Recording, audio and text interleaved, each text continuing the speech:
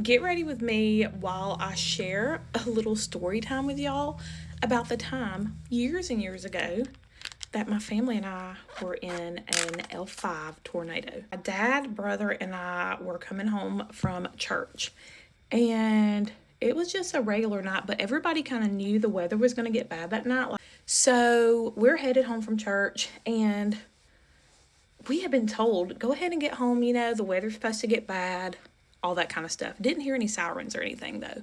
And so we headed home from church. It was just me, my dad, and my brother that were headed home. My stepmom and my other brothers had stayed back at church because I'm not 100%, but I think they told them, hey, don't leave. We left a little bit earlier, but everybody was kind of staying back to avoid the bad weather. But we had left a little earlier. So anyways, we get in the door, the phone rings immediately, like when we walk in the door. It was one of my stepmom's co-workers, I think, and they were like, are y'all okay? My dad was like, what are you talking about? Are we okay? And they said, a tornado just hit over your area.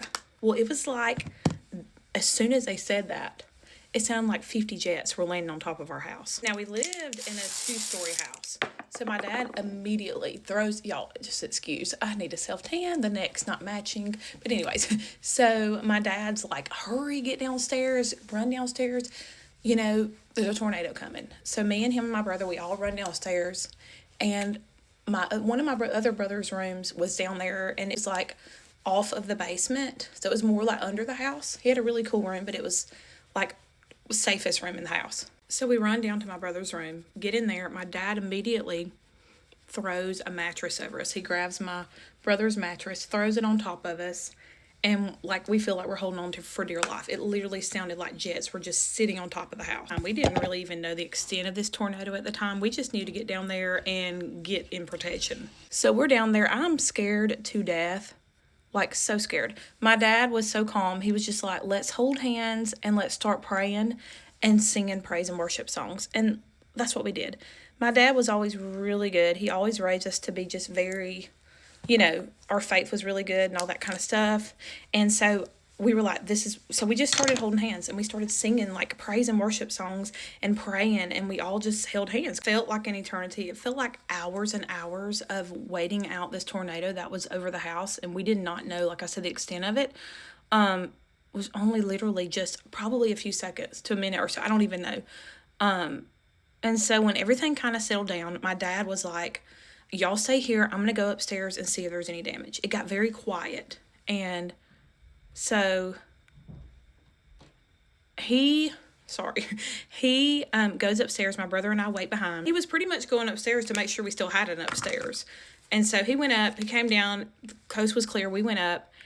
And at this point, I think it was probably like, I don't even know, 8 or 9 at night at this point. It was dark outside, so we go outside to see the damage. The power was fully out. There were power lines down. We lived in a cul-de-sac, and in the neighborhood there was, 2 or 3 streets. I think there was like 3 streets total, but we lived in the cul-de-sac of the first street, and there were people just walking around like they didn't even know where they were, confused. I mean, I could hear people hollering. The power lines were down. You could barely see anything. All you could see was like flashlights everywhere. And we looked around, and what we could see, the damage that we could see, there was just our house and the 2 houses beside us that were still standing. The rest of the houses were like completely demolished, completely off the foundation. There was even one house at the start of our neighborhood that was like at the other side of the street. There was even a girl walking around in the neighborhood, and she had like a board poking out of her leg. Luckily, the neighbor that we had next door, she was a nurse, and so she was letting people come into her house that were like injured, and she was like helping them and all that kind of stuff. We didn't have any power for a while, so mind you, it was just me, my dad, and my brother that were at the house when this happened, and no phone lines were up, anything like that. So our whole family, everybody was trying to get a hold of us, and nobody could get a hold of us. And at that point, everybody knew how invasive and how bad this tornado was that had hit. It was all over the news.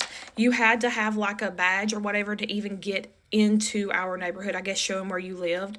So we finally, I think the next day, we were able to get out, and it was just awful. It was awful. It was just so much damage from one end of our little town to the next, and even past that. We were so very lucky to have made it through that. There were quite a few people that lost their lives in this tornado. And I remember they called the tornado the hand of God. It was such a bad tornado. Definitely something I will never forget. Never thought I would be in a big tornado like that. But like I said, I'm so blessed that we made it through it. And I don't play around about tornadoes now. Anytime there's a tornado warning, a tornado watch, anything like that, and people are like, oh, it's nothing, I'm like, no, you do not know. So anyways, that was just my little story time. I know it's probably silly that I shared it, but my daughters were like, you need to share that story time.